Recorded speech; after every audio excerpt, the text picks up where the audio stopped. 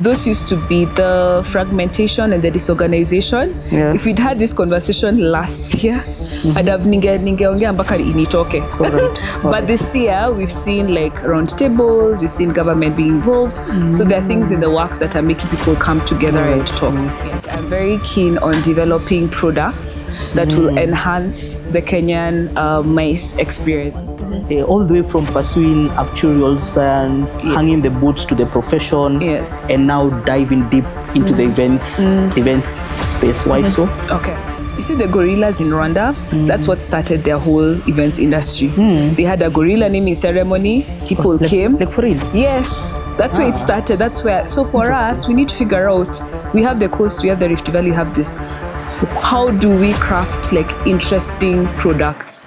I'm yet to see the fruits of the China visit.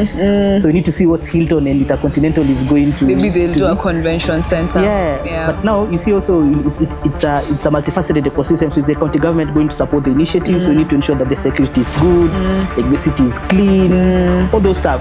Our vendors adapting to international trends. Like now sustainability is big, but when you come back home, the vendors don't have those solutions. So like there is an information gap between what's happening here and what's there. And then people tend to look, a lot of people tend to look at the money first and not the fact that this thing, if you don't adapt, especially for vendors, because that's a challenge for me at the vendors, if you don't adapt. Research is very important, and that is something people normally neglect when it comes to the event space. So which means they just start a business because the friend has told him or her, or those hearsay, or just that feeling of this business is going to align, but they neglect research. So that's why you find very few of them, they surpass their third year. Their fourth year. So by the time you're talking their fifth year, a lot has changed. We are now part of ACUMEN because ACUMEN started in the year of COVID, 2020, around 2019 there. So we just decided to just focus our energies with ACUMEN because it's more aligned towards business events. So it's useful for me because I needed to be in a space where I have my vendors, potential clients, and for us, that's why we decided to work with ACUMEN. I think another big shells are, but Chinese just need to ensure that the shells are sustainable. So we are enhancing Chinese. So we have to be. So for us, the social impact component is we work with Events Academy for our consultants and our students. So those are people who are starting out. So many of the students who we have, you find someone has saved for like 2 years to come do the course. So that social component is we do mentorship through this. The institutions are training, but the market is not absorbing. So there's this gap. So we are saying, okay, we are supplying this human resource for you, but absorb it on your end. So who is going to purchase that human resource?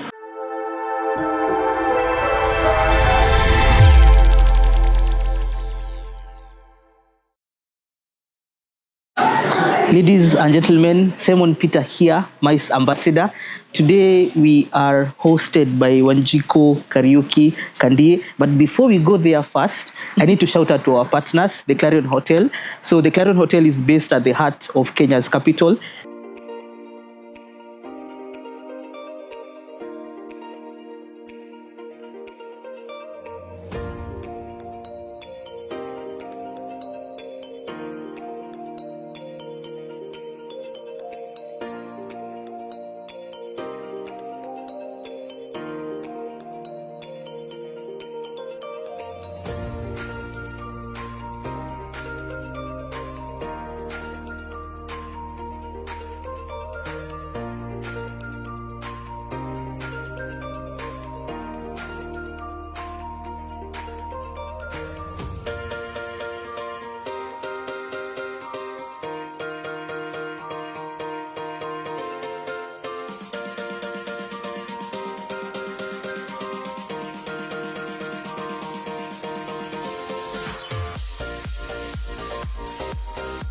We also have another partner on board on this episode, which is the Sarit Expo Center.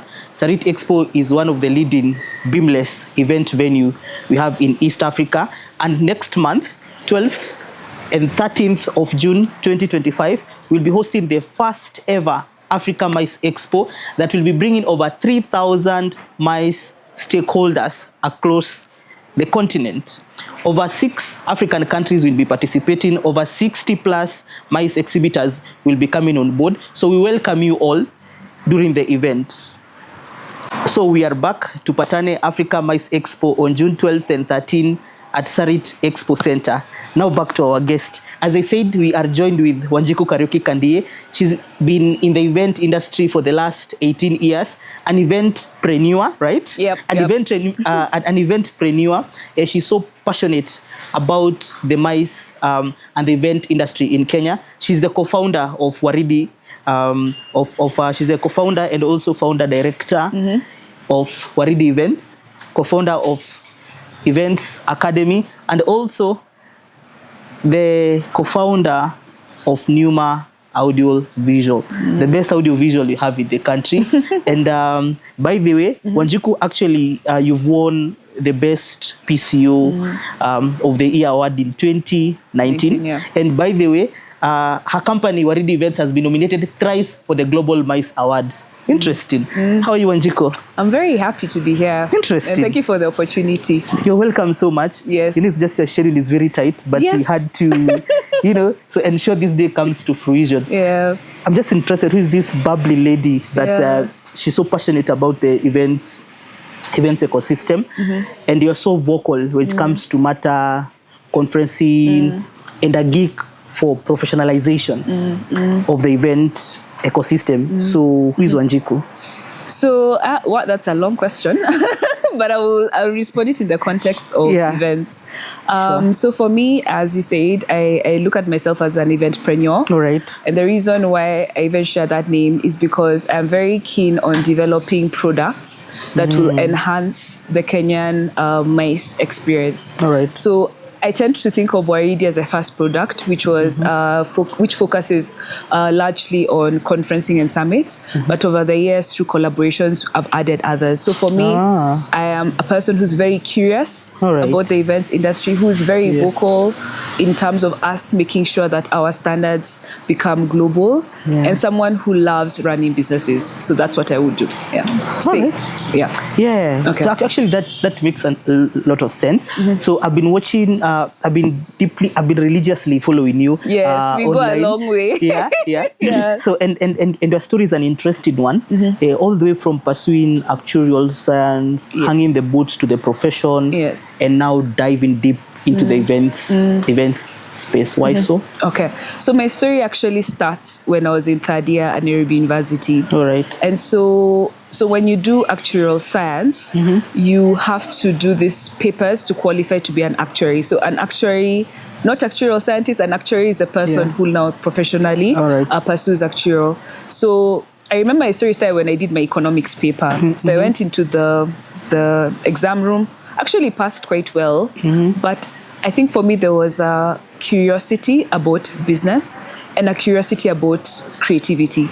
Because the course I was doing, I felt boxed me in because I'm a natural creative. So I tend towards, I'm a dreamer. I'm those guys who want to create things. And I felt like actuarial was very stifling. And so I had to have this uncomfortable conversation with my parents of, guys, I don't think I want to pursue actuarial. And my sister, she's like 3.5 years older than me. She did actuarial. So she was already in the finance space. She was already making moves. So my parents were in shock. So that's where I started. So I started because I knew this wasn't fit for me and it didn't feel like an authentic path. So that's now what started the whole journey for me to get into the event space. Interesting. And also just to add on that, I think also the first capital you got it from home. I did. So the first capital I got, so my mom was one of those really forward-thinking moms. So what she did, she right now people call it like a trust fund. But then there was a buzz about Mumia's share. So what she used to do is every year she would save a certain amount of money and do like a share portfolio for us in our names. So she started doing that when we were in high school. Interesting. So by the time we got to campus, all of us had like a little nest egg. So my sister had hers, I had mine. And she was like, so you have this money, so you decide what you're going to do with it. It wasn't a lot, but it was sufficient capital to start. And then for me, because the first buyers of the dream were my mother and my sister, so I I proposed to them that I can give them equity and get debt from them. Interesting. So equity being that they own certain shareholding, and then debt being that you give me money and I will repay you. And all that money was needed because I wanted to establish, I think I established Kenya's first wedding and events directory. So that money was going towards a capital for doing that, as well as a capital for registering the business and launching the business. Yes. That's what happened to the directory? Yeah. The directory was my first business lesson. Oh my gosh. It failed. Oh, right. It failed. So what are some of the key lessons maybe you learned the hard way? I think for me, directory? Or it was ahead of its time? And I'll shout out Valentine.K House, Matthew, because he was my first mentor in the industry. He was the first person to buy advertising space. All right. And he was my first mentor, and he'll always have a special place in my heart. So that encounter of having the directory and going to have to speak to people who don't even know what it was. This was days of dial-up internet, days of cyber cafes. So for the people who, I think my first lesson was always work with someone, whether it's in terms of a board of advisor, because without him, I think I'd have given up. The second was, hey, you need to do your research, because in as much as it was a great idea, it came before its time. All right. So I had the issue of, yes, I have a brilliant idea, but nobody is going to consume. My consumers are not going to consume. All right. It, especially the people who would pay me for the adverts don't see the relevance, because those are the days I'd go to ask you, who do you know is a good, wedding planner. So for me, I think it's researching. Yes, you might have a good idea, but is it the right time? Is it the right audience? All right. But I think also the biggest lesson, which is one of the things I've always carried away with me, is know when your song is done, because I adapted. So this idea is not working out, but that doesn't mean I need to walk away from the industry. I can adapt, and that's now how I got into wedding planning and event planning. All right. Yeah. But nowadays you don't do events. The wedding. No, we haven't done weddings for 13 years. Yes, I want to put it on record that Waridi does not do weddings. We know whether we would be the worst wedding. Plus, we have no idea what's happening, because weddings and MICE are two different things, two different spaces. And actually, there's a very thin line, because people haven't really understood what's the difference of MICE and this other event. So they think MICE it's concerts, festivals, but for them, it's, to make it simple, it's just business events. This is an event that has a business perspective, and they're very different, because you see, it's a different person who a wedding planner is not necessarily a good corporate planner, and vice versa. So even your personality almost guides you to what you should specialize it when you get into the event planning space. And does that also mean if you're in the business of conferencing, that's different if you're in the business of exhibition? Again, is it a thin line? Because what I've come to see, organizations right now, they're positioning themselves in niche markets. So there's an organization that is specifically meetings. They're so good in meetings, or meeting incentive planners. Travel. Fantastic. Also incentive travel. Then there's this big buzz on the professional conferencing organizing and exhibition and the expos. Right? So where our industry is, we started as, I'm an event planner. I can do everything. I can do weddings, I can do your corporate event, I can do exhibitions, hell, I can even plan a concert. But now where the industry is, it's demanding for people to be specialized. So you're seeing people branching out and creating specific solutions for specific events. All right, so actually in our last episode, so we had a marketing expert. So and some of the key things she really emphasized on, it's research is very important. And that is something people normally neglect when it comes to the event space. So which means they just start a business because the friend has told him or her, or those hearsay, or just that feeling of this business is going to align, but they neglect research. So that's why you find very few of them, they surpass their third year. Their fourth year. So by the time you're talking their fifth year, a lot has changed. So you've learned the lessons the hard way. Wait, did you return the money? Yes, I did. Let me tell you, it's an interesting story. I did.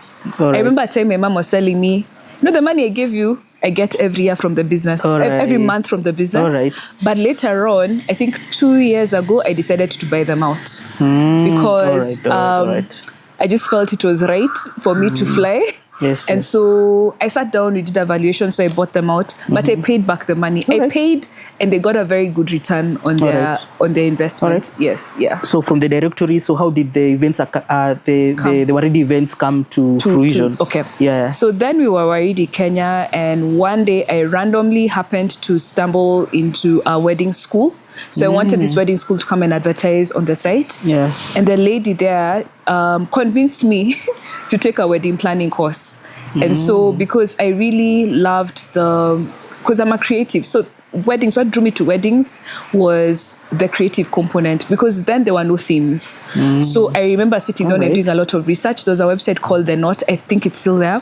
And so I started developing that thing for how do we create themes. So the thing that actually launched Waridi into the wedding industry was themes. Like we would do like questionnaires, we would get all this information. So our weddings were very, very different. And so now I started doing weddings. And then remember, I had this solution that was probably not for the local market, but a lot of diaspora brides used to go online and get information about weddings from our website. So a lot of my clients started being from the diaspora. That's why I really, up to now, I have a really soft spot for online marketing and especially like websites, SEO, content marketing, because those were the origins for Waridi. Yes. Yeah. And also just to confirm that it's true, even in fact, this free masterclass. So there are two things that when you're doing our marketing strategy for MICE Diary, two things actually came up strongly. It's content marketing and relationship marketing. Yes, so if you miss these two elements in your event business, it's a flop.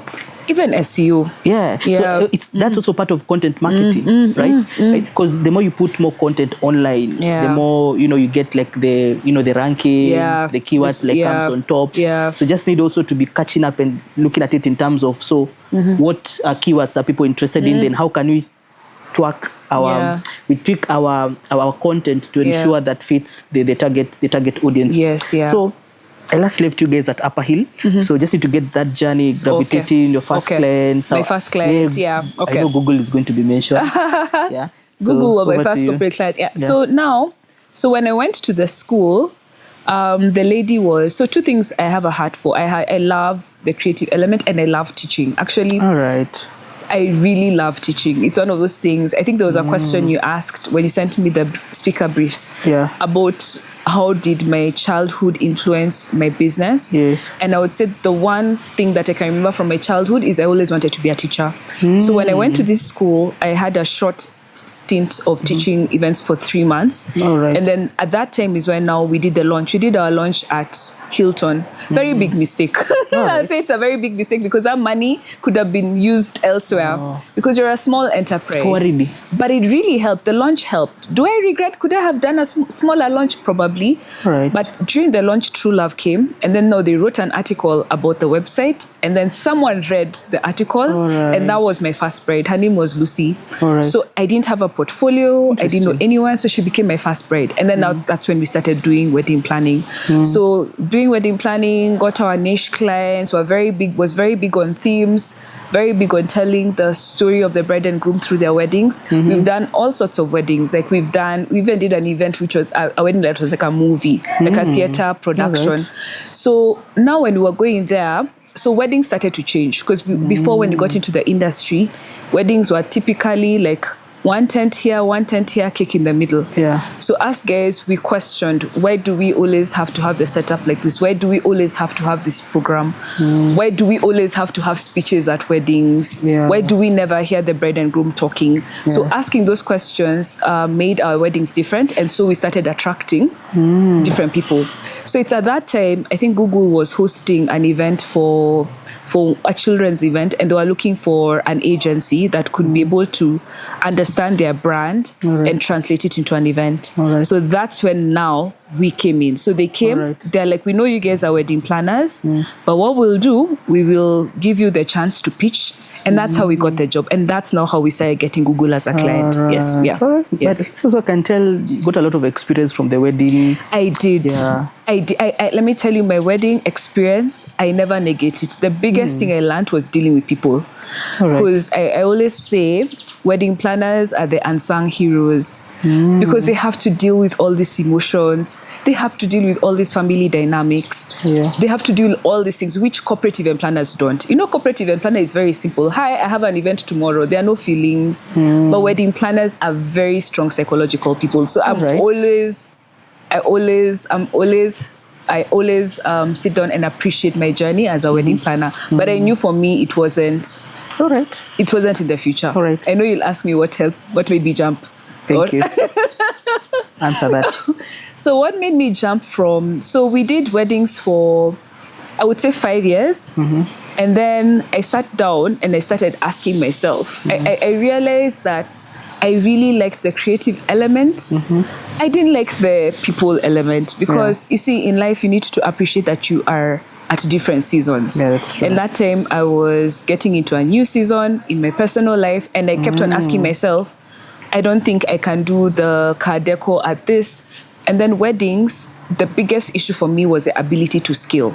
So weddings, people want Wanjiko to be the one to plan the wedding. So in as much as people know Waridi, they're like, but Wanjiko is a planner. So I'm like, I need to scale because I started realizing that you need to also work on the business. So what happened is I sat down. It took me 3 years to make that decision. So let's say I was a wedding planner for 2 years. Then 3 years, I was battling with the decision for transition. Right. I looked at the data and the data didn't lie. Like weddings were paying me, corporates were paying me multiples of what weddings were. Right. The planning times for a corporate is between 1 to 3 months. If it's a very big project, maybe 6 to 9 months. All right. And for me, I was like, it makes sense for me to move. And then the biggest thing, there was an opportunity to have an agency. There was no one doing what we were doing at that time. So I just decided, no one was because at that point we got Google, we got Intel, we got all this other big. So what year are we talking about? So we're talking about around 2012, 13. That's when I started thinking about shifting now to get into corporates. Interesting. And I moved, and I'm so happy I moved. Yeah. Okay, glad. Yeah. So currently, what does our Waridi event specialized on currently? Yeah. So in 2020, again looking at our data, and because there was so much silence, it was the first year people were at home. There are no calls. There's no this.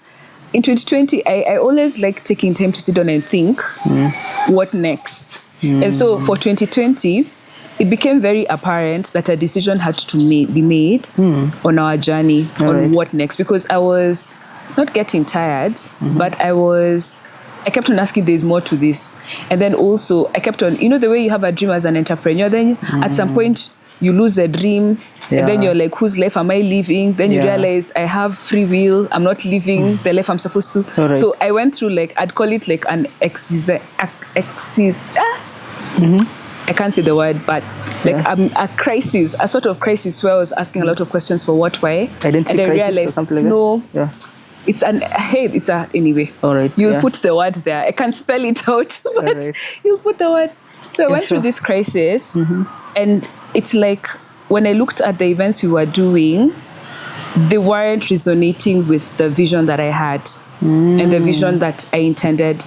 So I sat down and I asked myself, which events do you like doing? And I realized I really like doing conferences and summits. And then I asked the second question, which clients do you like working with? And I realized I really like working with a lot of international clients, clients who don't have knowledge of the local industry, clients who are from more mature event markets. So as they're coming into Kenya, they know what an event planner does.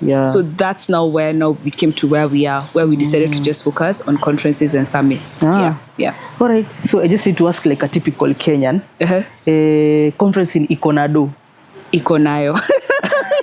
So but it depends on who your client is. All right. And it depends actually primarily on who your client is. All right. And factors like, who's the target audience of the client, how big is the project. Yeah. I mean, there are conferences, even like these global conferences, you hear the amounts being spent. It has money. Iko na pesa. So just maybe take me through the business of conferencing. So the conferencing business around Kenya in terms of, so how is the landscape, what are the gaps, what are clients looking for in the conferencing agencies? So Kenya, I think when we did the round table at Strathmore last year, I did a presentation talking about the things that make Kenya an attractive market for conferencing. First, it's the fact that we're a central hub. 2, we are very, our internet connectivity is amazing. That's true. 3, we have a lot of like natural attractions. You can do your conference at the coast. You can do your conference in the Mara. 4 is even the people. Like our people are very upskilled. If you compare even in the region, like we're quite competitive. All right. So those are the things that attract people. And then also because we host big organizations here. And conferences are conversations. If you look at it as conversations for businesses. But the things that let us down is simple things like we don't have enough facilities. I know Chris Kirwa keeps on writing this on stories. We don't have enough facilities. And then it's just not even having enough. We don't have a variety of facilities because there's this new trend that's coming in on things like wellness. People just don't want to be cooped up in a hotel room. So that is one of the biggest frustrations that we have. So it's a spaces. The second is... I think it's just to add on that. I think Shamba events, they're doing something fantastic. Yeah, Shamba are doing. This is getting good traction. It is, and we've done we do a couple of, like our last conference was there because they just decided to be different. So that is one frustration. I think the second frustration for me as a planner is our vendors adapting to international trends. Like now sustainability is big, but when you come back home, the vendors don't have those solutions. So like there's an information gap between what's happening here and what's there. And then people tend to look, a lot of people tend to look at the money first and not the fact that this thing, if you don't adapt, especially for vendors, because that's a challenge for me at Give Vendors, if you don't adapt. Then I think the third thing is, I would say in terms of frustration, is possibly, and this is something which cannot be controlled, it's like political instability, not just making sure that we are sound economically and politically. Like last year, we already had quite a couple of projects lined up for Q4 that were all either cancelled, taken to other markets because we don't have that stability. And then also, even from a government level, there's no that intention to create like a solid MICE industry. So like we were at Meetings Africa, and one of the questions we kept on being asked is, where is the convention bureau? Because you can't bring big projects without it. So there's also those external factors, like the government taking this industry seriously and deciding to be intentional in investing in it. I can tell the private sector is moving so fast than the government. Yes, it is. It is. Government needs to wake up. It needs to. Kabisa. Interesting. But sasa imeanza kuamka this year. Yes, I can tell because actually, yes, I think the voice of the private sector has been heard. Yes. Because the government has been making some of the few initiatives. So one, we now see the Bomas International Convention Complex now it's up. So KICC right now it's developing a national MICE strategy. Yes, associations, exactly, fantastic. So associations like acumen are now coming up. So and also just to add on something, you are saying that there is a information gap in terms, there's a disconnect for the local market and the international market. So you find if you engage a local MICE supplier, so they are definitely out of touch with what the international market needs, and that is possible through associations. So if MICE suppliers are able to create this network and ecosystem, and by the way, some few weeks ago, I saw you guys were at Launchpad. Yes. So, and some of the discussion I was saying is like creating a network or a platform where people will can need talk to engage and exchange ideas, right? Because if you have all this information trickling down, it's able to spur development, growth, because supplier and an idea. But also the suppliers need to educate. They need to go for these exhibitions. They need to understand. They need to educate themselves. They need to. Like IMEX has categories. Like if you're a vendor, you can go, because you also need to educate yourself. Yes, and it's frustrating because sometimes you need to import technology. Sometimes you need to bring in things, and it pains me, especially when we do these big global conferences, and guys are like, "Hey, there's one where we even brought in a carpenter." So yeah.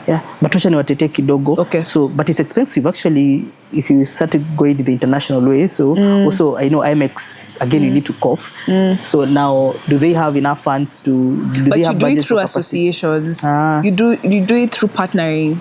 Tell them to join associations. You join an association. Like we can't afford to go have a stand as Waridi, but we will go under an association. We'll probably even partner, like our sister companies will come together to fund. So that's why there's a space for collaborations. Actually, even just because I know getting exhibition booths in these conferences or these big events, it's expensive. It's very expensive. It's a huge discount for the African market. And by the way, I was just shocked to learn that 3% of the global MICE business happens in Africa and Middle East combined, which is just a small element. Just a small element. And Kenya, you know, we are number 3. So Rwanda has just surpassed us. So actually that makes a lot of sense. So in terms of the business for conferencing, so what are some of the gaps you've identified in the conferencing space?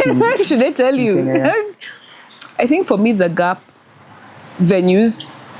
I'll always say venues. Venues is a gap. We just don't have the ability to give a lot of the people. I think, which other gap have I identified? Just as we try to think through it, last week we wrote an article how CBD is lost its glory for MICE, and now MICE is moving on. We thought Upper Hill was coming only for Westland to come and overtake it. Right?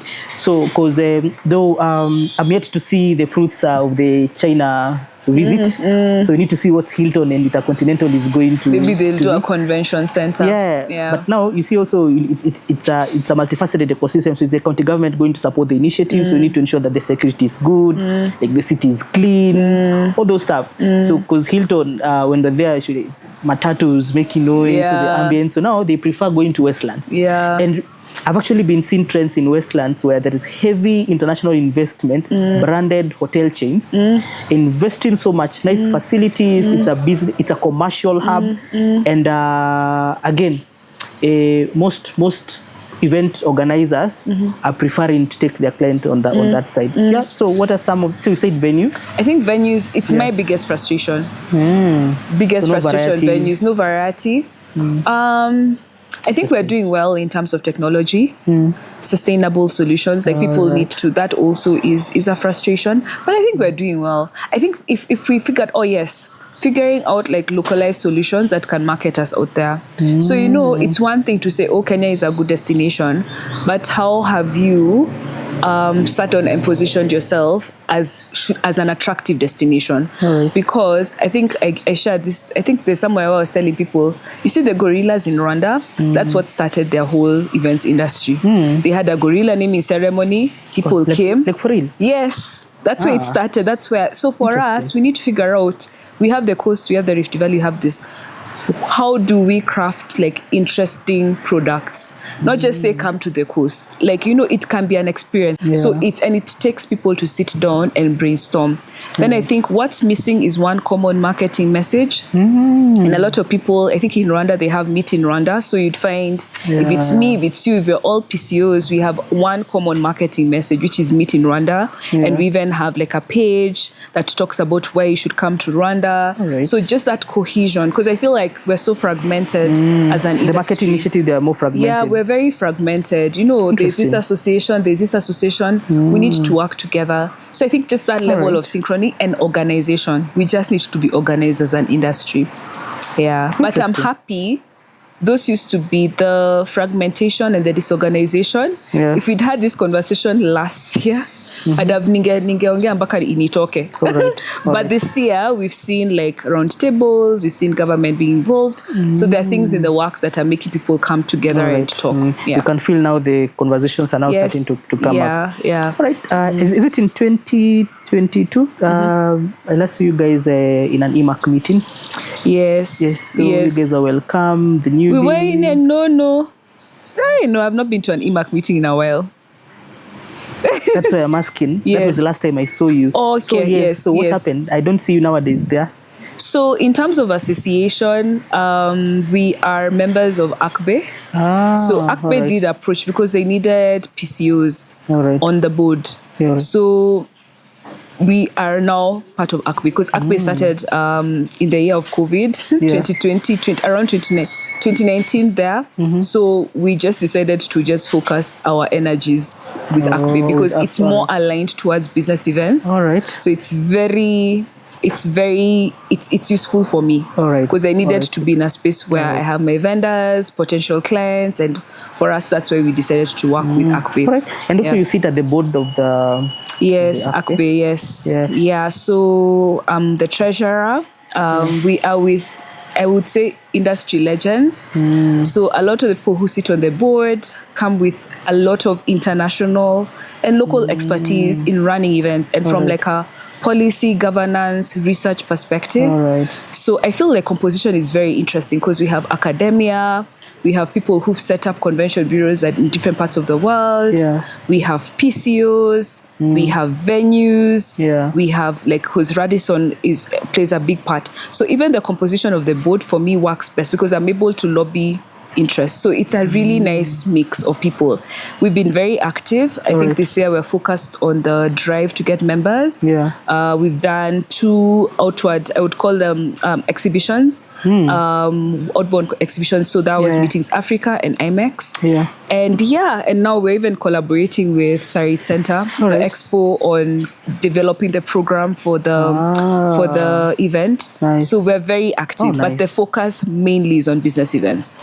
Interesting. And and we have academia, which I think a lot of I'm not so sure whether the other associations have it, but academia is like at the central because we're working with Technical University. Miss Makawiti is part of it.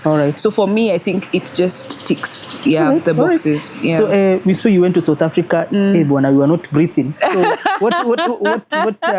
what happened to? Oh my gosh! So what happened? You're funny. So what happened to South Africa? So what was the key takeaways? What are the issues that were discussed? So what can we learn from the Meetings Africa? Sustainability, guys. It was huge. The setup, man. Those guys are ahead. Like their expo, they had a lot of sustainable solutions. For real? So events are moving away from wastage.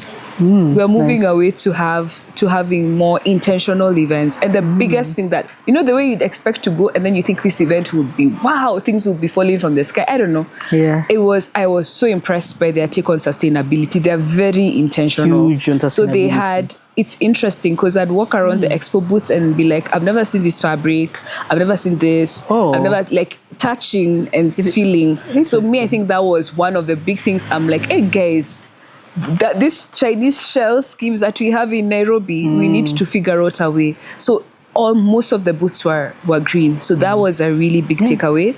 And I think another Chinese big shells are bad. I think Chinese just need to ensure that the shells are sustainable. They So we are enhancing Kenya-Chinese relations. So we have to be. So that was one. I think the second thing was the conversations. There were a lot of conversations around sustainability and artificial intelligence and how it's going to enhance the industry and how people can take it. The third thing, Meetings Africa, you actually book meetings. So like for me as an exhibitor, I actually have a full calendar of meetings of people I have to meet. So I think for me, the thing that struck me the most is people really, really think Africa is a country. Like when I remember speaking to a guy, he was from Southeast Asia. And he was like in his mind, Kenya, South Africa, one. And for me, I'm country. Like, this can play to our advantage because it's our work to educate people. But I was just so shocked because he's never heard of Masai Mara, ever. My gosh. I told him, have you heard? He's never. So I'm like, if there's someone in the world who's never heard of Masai Mara, we need to put in the work to go do it. And also just a little bit history on that. I think for the longest, Africa didn't get a chance to tell its story. It's only for the last 8 years or so, 10 years, is when now Africa started telling its stories. And by the new development, look at BBC Africa. So there was no international media that was focusing on Africa. It's only international, issues. But they were like, hey, why don't we tell our own story? So again, digital has come up. So now Africa, we are able to tell our own story. So again, just a little bit to sustainability. So how bad is Kenya when it comes to sustainability? So is it like the investment in switching to sustainability is expensive, or there is barrier of accessing eco-friendly solutions? Because again, we need to look at it at both perspectives. Yes, I'll switch to sustainability, but who is going to cover up the cost for all that? I think what is it? Yes. I actually did a whole paper on that. Yeah, it was part of my dissertation for my master's. My project was the uptake of sustainable event practices in Kenya, and actually did research. What are some of the key findings? Did a focus.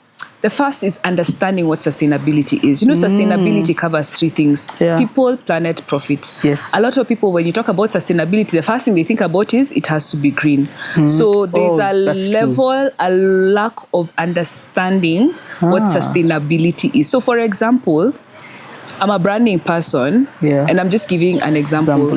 Why should I import things for branding when I can work with a local vendor?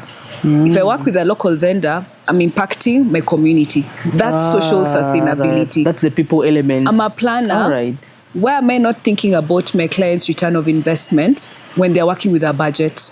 I'm just thinking, nani ongeza bana, eka backdrop ndio budgeti pande so that I have a huge market. That's financial sustainability. Interesting. I do an event. Why am I not thinking, what do I need? Like, how do I reuse these banners? How do I reuse these plastic pouches? Environmental. So the first thing I found is people do not understand. And what you don't understand, you can't appreciate. That's true. So people think it's simple things like it's an alternative. Like, instead of using this plastic pouch, what's the alternative? Instead of using this plastic branded lanyard, can I do a beaded lanyard that will support a community, and this person will use it for the next event? Interesting. So the biggest barrier is understanding. All right, so you need to have like a sensitization programs, and that's what the associations are supposed to do. Nice. The institution, I know at Events Academy, we actually teach people how to develop a sustainable model for their events. It's actually a whole unit on itself. It's unit number 9. All right. So it's up to government, associations, academic institutions, and even the individuals themselves to understand. UNEP has written a full guide. There's a free events guide on how to make an event sustainable. And it covers all guideline. When you bring an event there, these are the do's, these are the no's, ensure you have sustainability element. And also like UNEP's documentation, they have a very good documentation when it comes to such events. Gosh, so you see now the problem is people don't understand. They think it's expensive. They don't understand why. Because I feel like Africa only contributes, and correct me if I'm wrong, when I was doing my research, it's only 3% of the world's global emissions. So meaning we are at the forefront of, maybe the emissions are not there because we don't produce a lot. That's true. But that can be an angle that we sit on and position ourselves and say, there's so many things we can do. So also, if people don't understand, there'll be no ways of measuring. Like at IMEX, when I was filling my form, one of the questions asked was, how will you get to IMEX? Are you going to go by road? Are you going to go by plane? And then the second question is, how are we going to offset your carbons? Oh my god. So you say, I don't have an option. So they are actually doing what is called they're calculating the amount of carbon emissions for the event, and then they'll go look for a program to offset. So sasa sisi hatuelewi ni nini. When do we get to the point where we can now sit down and measure and offset? Carbon credit. Exactly. Like, carbon what? People don't. IMEX, that's how huge they are. They are on carbon. They have offsetting programs, like they tell you. Interesting. Actually, you really debunked as one of the culprits, but they may knew sustainability is green. No, people, planet, profit. It's called the triple bottom line reporting. Your event has to be, and I can give an example how we do it at Waridi. Your event has to have social impact. So for us, the social impact component is we work with Events Academy for our consultants and our students. So those are people who are starting out. So many of the students who we have, we find someone has saved for like 2 years to come do the course. So that social component is we do mentorship through this. Then you have the profit. For us, we're very, very big in sitting down and justifying. We give clients options. We're like, okay, you don't want this fancy LED screen, do this. Then we have environmental. So environmental, a big example that we've done, I think you're aware that Pneuma is our sister company. Yeah. And so we have interests in Pneuma. So one of the things that Pneuma has done, it's positioning itself as a fully sustainable AV agency. So there's this whole chain that we go through. Like all our material has either for building stages, it's either recycled or we can reuse it. Like we have to make sure. So we become members of PACPRO. There's a UN program that we've become members of. So for us, we look at the waste. What is it that we keep on doing? So like now for the future, like we became members of PACPRO.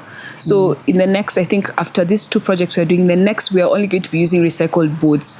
And now we remove the boards, we take them back to the manufacturer who recycles them for other things. So for us, people, planet, profit. Always remember it's those 3 things, not just green. Right. Yeah. Oh, that's so you're learning. I'm learning a lot. So as you said, you are an eventpreneur. You know, you have a variety of investments in the event space. So tell us something about Pneuma. Pneuma. First of all, let me teach you how to pronounce it. Oh my gosh. Because it's written as Pneuma. So everyone's like Pneuma. It's Pneuma. It's Pneuma, yeah. So Pneuma basically... P silent. Yeah. So it came across out of frustration. I remember the day we formed Pneuma. I was doing an event at Radisson Blu. I was working with a very well-known AV company and they brought the wrong equipment for the event. So they brought concert gear for a conference and we were missing a monitor speaker. So the panelists couldn't hear themselves. And it was during that event, I started asking myself, why am I always doing this dance with these AV people? Right. Because, you see, again, conference, concert, different equipment. Yeah. And I remember speaking to the guy, and I used to always find myself at the desk coordinating the program. Then I'm like, but wait, where is this supplier not coordinating? See, we've paid them. In fact, AV vendors are like, after the venue, they're like the second best paid vendor. So I used to get frustrated because you have a planner, she's at the desk, she's coordinating because the AV company does not have a producer. So the same time, so my 2 colleagues from Pneuma, their background is one is in tech, another one is in civil engineering. So they happened to come on site on that day. And so they were supplying, I think we were getting, because Pneuma before just used to do event internet. So we were getting some tech equipment for it. So I just sat down and told them, guys, I'm frustrated. My frustration was, if it's a big conference, people will bring in their A team, you'll get the best equipment, etc. But the small conferences, you know, the 100 packs, the 50 packs, the 200 packs, you never get the service that you're required to get. So that's how we started. I started out of frustration. So the first thing I said is you have to have a producer. The second thing I said is you have to have conferencing equipment. The third thing, we need to look at it. We need to do it professionally. So that's how we started. Oh, actually, you really redefined AV. I normally say it's just you hire, bring the equipment, you have you're the people. No, we need to educate we need mass awareness. Exactly. We need to educate you. Because actually, I'm really learning a lot. Yeah. So explain the element. So after you bring the equipment, so there's the coordinating element. So they need to have a producer. It's a production. Something. Imagine you sit down and figure out how to do it. Because you see, you're dealing with sophisticated clients. Please understand, like a lot of Waridi's clients are not from here. So these are global standards. I remember there's a project that was done last year. And the planner was from Dubai. And it was a proper production. You know those ones for camera, this person on, off, blah, blah, blah. And even Mo Ibrahim, one of our projects was one where I saw what production really means, even the type of equipment they have. So for me, for the big events, you'll get them. For the big events, you will. For the big conferences, you will. But for the small ones, I'm like, why does the production have to be so low quality? So we decided we always have a producer. These days, Waridi planners are never at the back. The producer comes in, they do the technical run of show. We always have a sequence. We always do those things. And then I think for me, a bigger problem was because we didn't have the ability to co-create. Like, how does a stage look? What are the materials for the stage? How does a stage work with the branding? So having Pneuma now, it's easy even for us to coordinate because we are very in sync. Aligned. Yes, very, very aligned. Interesting. Yeah. So then which means it's so, like, there needs to be a very good relation between the the event organizer and the event supplier. Like there need to be a very good rapport. Yes. And unfortunately, for that rapport to almost be sibling-like, maybe the AV production needs to have either ownership or direction from the event planning for you to develop that chemistry. Because now with Pneuma, it's become easy because now we've taken our frustration as Waridi and said, as a buyer of this product, these are the things I don't like. Taken it to Pneuma, so Pneuma has adapted it. That's why we work seamlessly. The teams know each other all the time they go on ground. Yeah. We can bid together. So those are the advantages of now having that synergy. Yeah, synergy. Yeah. Oh, that's quite a lot. Events Academy. Yes, my baby. Event investor, MICE investor. So let's talk about the Events Academy. Again, frustration. Oh my gosh. All these businesses start from frustration. Interesting. Frustration is, it's a very good thing to be frustrated. I think this is a good definition of character development. Exactly. Yeah. It's a good definition. So Events Academy, again, from Waridi wanting to have planners, and then the planners would come. So they've gone to school, but they work to like an American curriculum. Hatuko America, vitu kwa ground ni tofauti. So we started, I don't know whether Eunice gave the story, but we first tried to do an event, which she was a brave one. She was like, Wanjiko, even if one person comes, let's proceed. Hey, me, I'm like, no, I'm looking at the PNL, I'm like, Eunice, there's no way, because this is the loss that we'll make. So the first event taught us a lot because we had to cancel it. I'll never forget, it was supposed to be a DoubleTree Hilton, and one person was on the way to pay. And then they called, they're like, Mko happy? And we're like, we canceled the event. You didn't see the socials because no one paid for it. But you see, it's because we hadn't started with what does the market want. We created a solution as the planners. We knew we were frustrated. We knew you wanted to teach. So we went back, started a focus group called planners. Market and we research realized, again. market research and data, we realized, first of all, our target audience should not be our competitors. It should be people coming into the industry. Why? Because they need the knowledge, they need the mentorship, they need the hand-holding, and it's easiest, in terms of impact, they're the easiest people to impact. Because they're very new and clean and open-minded. So if you're telling them things of sustainability, they're like, okay, this I've never known. So we changed. Imagine, Simon, what we were charging per ticket for that gig. I think we're charging 8,000 per ticket.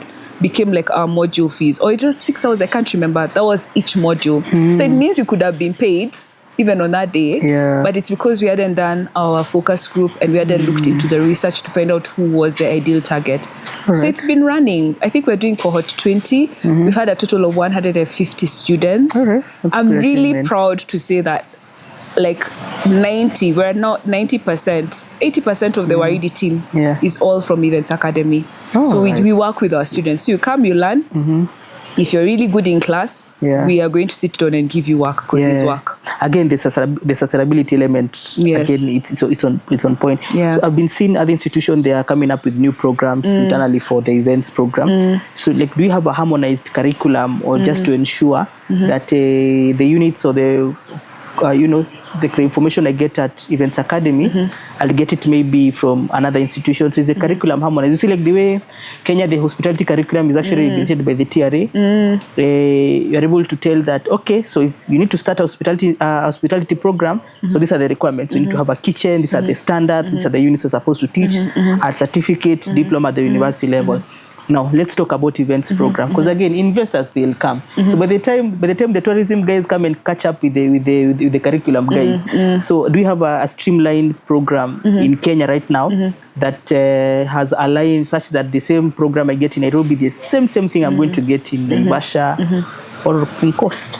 Unfortunately, no. Like for us, what we've been trying to do, so how we did our program is we did research on, so Eunice and I have street and textbook training. So we did research and looked at what people are offering for a certificate level. We used the University of Cape Town as a guide. Benchmark, We also used a university in the UK as a guide. And then when we both went through, I think she did a postgraduate certificate. I did my master's. We know what modules we learned. So we've been benchmarking against what we've learned from other schools. So now the issue, back to the industry and our disorganization. You see, we don't even have a bureau. Even education cannot be synchronized. But what we have done, we've tried to reach out to Strathmore. I think they were the first educational partner we wanted to collaborate with. But now we're pursuing your alumni, your alma mater. We're actually pursuing them to sit down and come up with an MOU because we realize we can sync with them. In terms of events, I'll just speak for Events Academy. What we're also doing is getting like NITA accreditation because we're an industrial certificate. So for us, we give you skills that you can even use tomorrow to start your career. So very simplified curriculum, very relevant and very easy to apply. Yes, especially for if you want to either like hone your skills in running a business, or if you just want, you're like, I love doing events, how do I start? So you come to us. So we don't do like PhD level for research. No. For us, we just want to work with the simple people who have a passion to do events. That's interesting. I'm actually getting a lot of insights.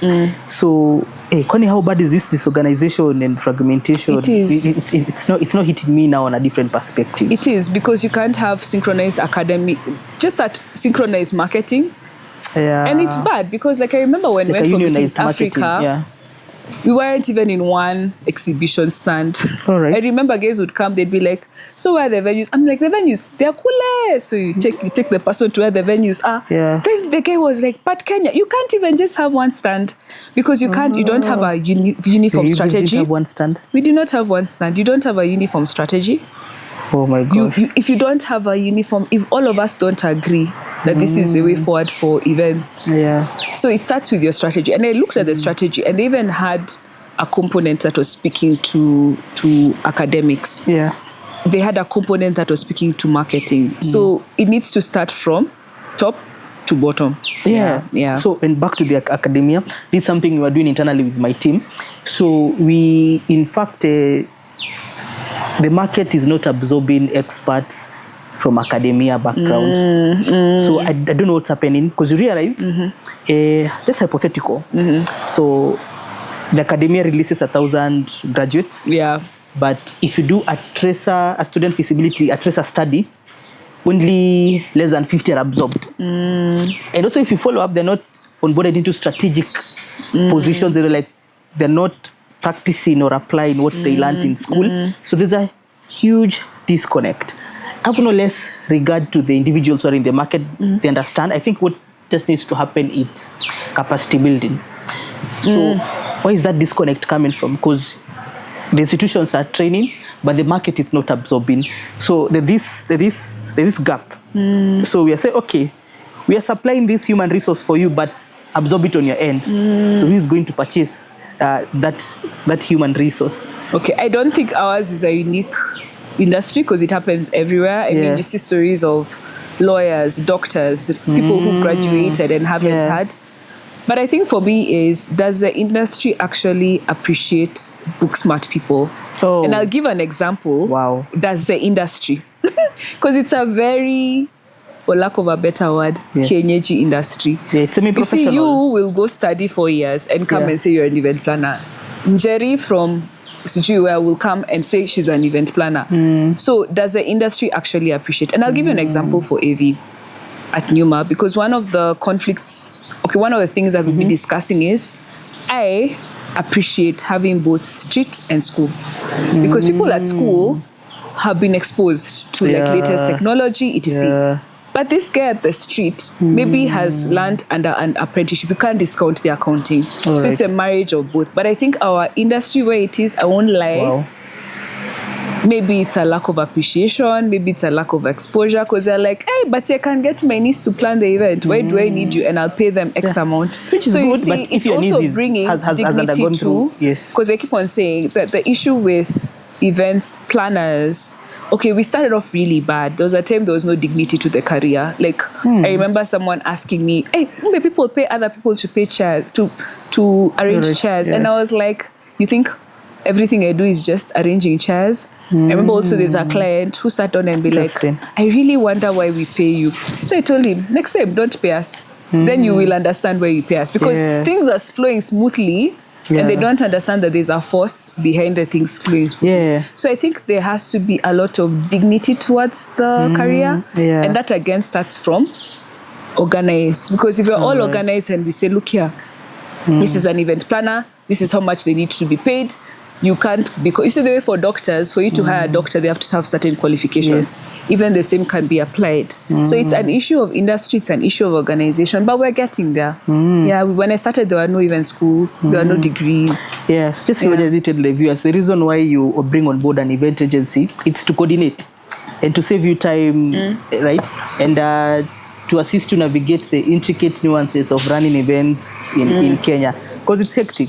It is. Yeah, so at this time you're looking for exhibitors and sponsors, supplier again is inquiring, the delegates are asking questions, there's some permits again you also need to, so I think also, let me say it's an issue also on our end, because we also don't educate or inform our clients. We don't talk, so we don't tell them, by the way, this is the value. The same. And it needs to, especially for the local clients, because the international clients come from development. I find it interesting. When I used to work a lot with local clients, my biggest frustration was they won't touch anyone's budget but yours. And you're the one who does all the work. So I'm like, I'm the one who will run around. I'm the reason why you'll sleep at night. I'm the reason why you will come at this event. You will get your, in fact, I used to tell them, interesting, you have targets as a company. I'm the reason why you'll get those targets. Because your boss will come for the event and they'll be like, wow. So I used to feel like the event planner was the unsung hero. And maybe that's part of the reason why I honestly shy away from working with local companies. Because international companies, they don't even sit down and touch your fee.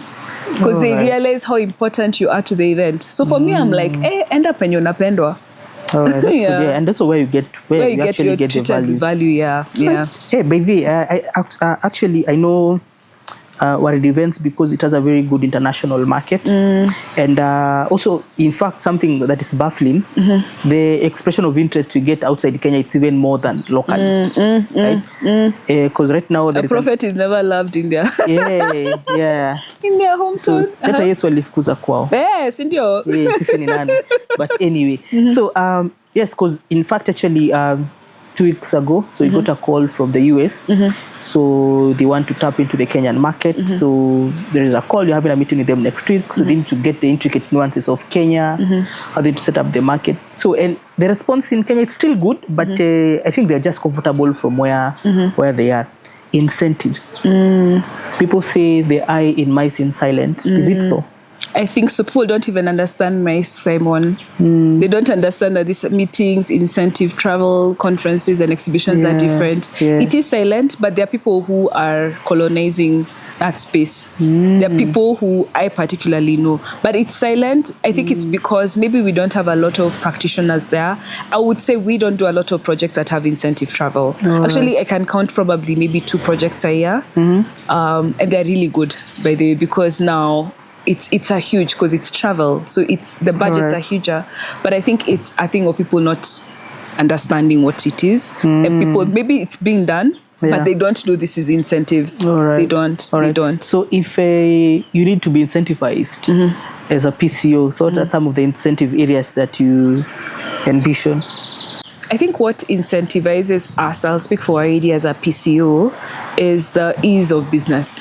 Because we look at partners who, one, make it easier for us to do our work and enhance our work. So, for example, I'll give an example of partners like Radisson Blue. They already have a rewards program for event planners. So when I go to book clients, they have a way in which they incentivize us. And then on top of that, it's just not about the incentive, it's the ease of doing business. Are you flexible on maybe your setup times? Are you flexible on your rates? What add-ons are you going to give my clients? On top of that, it's a customer service, because you can be giving me very cheap rates and at horrible service. So those are some of the things that I think vendors can look at. And then even just adding to our product, because you have a lot of, like now the other day, we are doing a really, like one of our second biggest project ever. We're going to do it in August. And I was just scrolling through Instagram and I saw this person who does fridge magnets on site. So that's a different, it can be a giveaway for us. Fridge magnets on set. Yeah, on site. And it's really cool with a younger event audience. And I was like, this is an interesting product. Yeah. So when you write to us as a vendor, if you come and tell me, oh, Sijui, I have catering, Sikoba, that email will probably be put archived and we'll never pick it. So figure out, how am I packaging this thing and selling it to the event planner? How is it enhancing the product that they're giving? Yeah. All right. That's interesting. So is it true that hosting event in Kenya is expensive than Very. Rwanda and South Africa? Yeah. Yes, I would say that. So I'm saying that because Yes, because maybe not Rwanda. Maybe we're par to par with Rwanda, because I was looking at their rates of a 200 pax event and they're similar. But it's significantly expensive. It is significantly expensive compared to maybe even people in developed markets. One, it's because things here are just more expensive. Even simple things like, for me to get my gear here, how much tax am I paying on it? How much will I charge you? Then I think also the expense could be simple things like fluctuations in the dollar. Those come to affect us because sometimes you have to do projects in USD as opposed to Kenya shillings. So there are all these things that make us not a very affordable hub. Though there are countries that are more expensive, like Ghana. Ghana is ridiculous in terms of event budgets because it's an expensive country. So I would say, but for our clientele, I think they're aware. So they don't mind as long as the costs are justified. So are costings in the industry harmonized, or each agency varies, or is it like a standard rate? There's no standard rates. Each agency varies. So it's up to you to learn who your client is. They can be standard because, for example, if Waridi is bidding against a startup you're starting out, you don't have the experience we have, you probably don't have the networks we have, you probably don't have the exposures, our rates won't be the same. Because you see, for us guys, we will charge because we go for premium clients. For us, we are the sort of business that would rather do 10 or 15 or 20 conferences but charge a certain amount. Well, you'll find there's another player who'd rather do 100 and charge.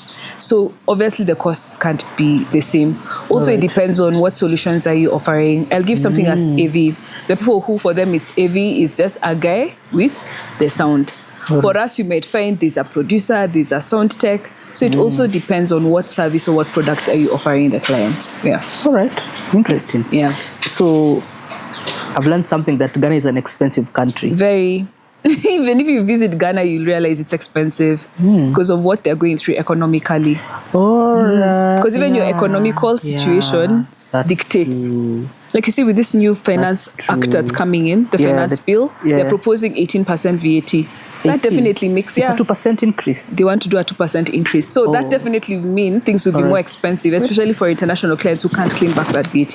Then actually even companies are fleeing Kenya because of the cost of doing business. Regime. It's very unpredictable, and they're moving on to neighboring countries. All right, interesting. So as we close to near our podcast, so over the years, what has really changed when you got into the market and right now? So during that time frame, so what exactly has changed? I think for me, the appreciation of events as an industry, biggest thing that has changed. All right. Biggest. When I joined, there were no conversations around MICE. There were no associations. Event planning was not a career. Now we have wedding planners, party planners. I think the appreciation and the awareness that this is an industry, that is one of the biggest things that has changed. Obviously, solutions have become more, more available. Obviously, even simple things like Nairobi being recognized as an event hub, that has really, really grown. So I think it's just the growth. The industry has grown.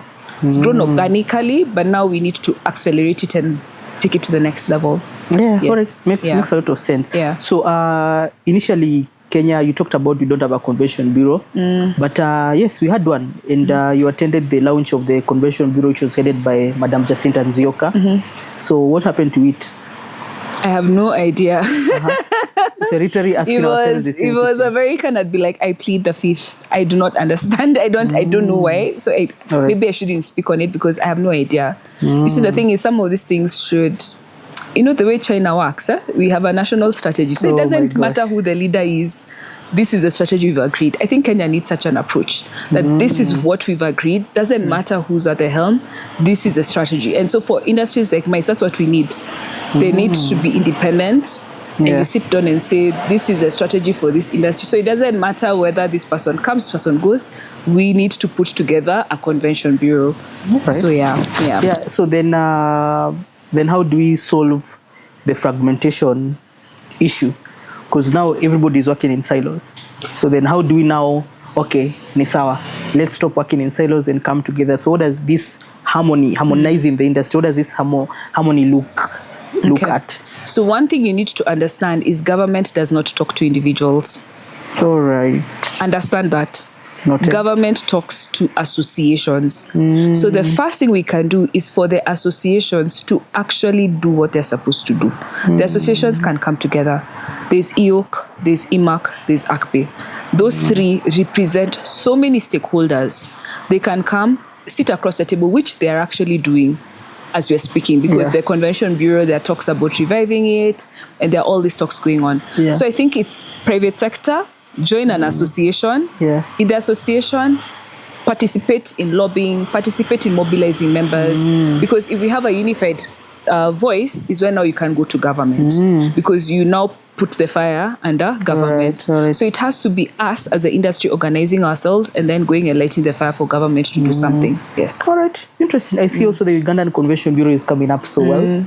Right? So what are some of the key things you might learn? We need to learn. Kenya needs to learn or benchmark with the immediate neighbors. We just need to stop talking and we just action. We're very good at talking. Very good at talking. Talking. All right. But the action The of execution. understanding and seeing that if we don't do something, someone else will come up. As we are still talking. So I think the pace, the acceleration of action is also an issue that we need to look into. Yeah. All right. I hope members are paying for the subscription for associations. Yeah, they are. They are. I don't know. You can tell them to pay. Because now I engage them. Some of the things they're saying, Simon, we don't get value from these associations that you're persuading us to join. They also don't know what value looks like to them. The association is not talking to them, telling them that this is what you'll expect from us. Even them, they're not talking to the association. So now what, Simon, you can do is host the associations, hear their part, host a member, hear their part, and bring them together. But So as a board member of an association, MICE related, so how do we strengthen association and ensure that each association give value for money to their members? I can only speak for ACPE, and I am a member, and I have realized value this year. All right. Like a lot of value. All right. And I can tell you, we've been active in lobbying for the Kenya Convention Bureau, the setup. We've been active, and it's been Jeffers and Kazi who've gone to meet with the CS. We've been active in terms of networking with other industries, hence the reason IMEX, Jeffers Miruka, who's a really, and you should host him in your podcast. Actually, in fact, you were supposed to host him last week. Then other engagements came up. So Jeffers is the one who's gone as part of ACPE, negotiated with Meetings Africa IMEX for us guys to have favorable rates to go and exhibit. So I can only speak for ACPE. That's good stuff. The same ACPE lobbied, partnered with people like Sarit Center for the Africa MICE Expo. So I am in association that's active. Does it shout out all the time? Probably we need a lot in terms of marketing, but I am a member who has benefited for being in an association. Because even as a member, you also need to take part and understand what is happening. You can't just fold your hands and sit back. So I will speak for ACPE. I will not speak for EOC. I'll not speak for IMAC because I'm not a member of their organizations. So is the Kenyan MICE industry headed in the right direction? I think it is. I think it is. It is. To be quite honest and fair, it is. It's wonderful to see. And I keep on saying, if you realize that this industry is in its infancy, if you're those guys for seeing vision na kujipanga, you're in the best place. Because it's an industry that's just ripe. It's not as developed. It doesn't have the legacy, but we're creating the legacy. Like, this podcast is creating the legacy. So if you sit down and plot your journey well, I think you can actually be one of those people. Those guys who you sit down, we have a Hall of Fame and we say, Simon is the one who started talking about this. You can actually make an impact in this industry, but you need to be strategic. You're coming at the Africa MICE Expo? Yes, I am. So what do you expect? What's expectation for the MICE Expo? My expectation is I'm really looking forward to meeting other people, collaborating with Kenyan partners. Because when we went for Meetings Africa, I think a win for us was really networking with a lot of Kenyan players. So that's one thing. And then also we would be interested in speaking on the panel and educating people, because I think I have a lot to say. I know, I know. So we'd be interested in sharing even the knowledge that we've acquired over the year. I'm hoping that we'll have like career specific sections, have a session for vendors, have a session for PCOs. It would be nice. You're part of the team planning it, so you can look into some of those things. Yeah, definitely. So that's something we definitely look at it. So, but in short, what are some of your key takeaways, and where do we see you the next 5-10 years? Because that 18 years, a lot has been changing. A lot has been changing. Things keep changing. And also, I remember also engaging you some few years ago. It's not exactly what you are doing right now. No, me, I'm very adaptable. I normally... So for me, I think my vision is Africa. So what Waridi is doing, we've realized that we need partners. We're very big on collaborating. Very. So for me, I want our agency to be fully kitted to handle an event from the beginning to the end and have all those things internally. Not through commissions from vendors, no. Through developing sister companies. And we've done well. Events Academy, Pneuma, we're actually even working on another one as we speak. Oh, interesting. So we're open to partnerships with people who have specific interests in the industry. So for me, it's to be a full kitted house that can do end to end. But the biggest thing is for me to show that Africa has event excellence. Like we get a lot of clients who come and they're like, oh my God, we didn't think that an event like this could be planned in Africa. And I'm always like, what? And then there's a particular event I remember they've done the event in 10 different countries in the world. And their Kenya edition was the best. And so for me, I am such a campaigner of the fact that Africa as a continent has a lot to bring for this industry. So for me, that is my vision, to make sure that people know what African event planning is, African events are, and that they're global, and that they have their own elements of authenticity. And so for me, the vision is to become an African-wide agency. I want to be a leading... Pan-African... I don't want to be the leader. Sometimes I'm like, I want to be amongst the lead. When people think about, I want to do an event in Africa, they're like, there's this agency called Waridi, and this. I want to be that. Yeah. Interesting. Yes. So there is this young lady, young gentleman that really admires you so much. He or she wants to be like Wanjiko. So what's your message to a younger self who wants to pursue areas of interest like you? Because I know you have many people who are looking up to, including myself. So there's a concept that I always hold to my heart. It's a concept I read in a book. I read a lot. Called Good to Great.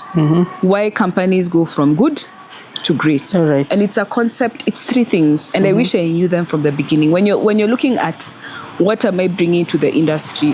What space am I going to fill in? I meet a lot of students who are like, but what am I going to do? Your contribution to the industry is 3 things. What am I really good at? What comes easy for me? And what's going to pay me? Where those 3 intersect, that's what you should be doing in the industry. So be very authentic. Don't want to be a Wanjiko. Be a Simon. Like Simon, you're doing amazing things. You figured out my work is to communicate and tell stories about the industry. Amazing. Run. Because we need a Simon, a Mary, a Peter, a Wanjiko.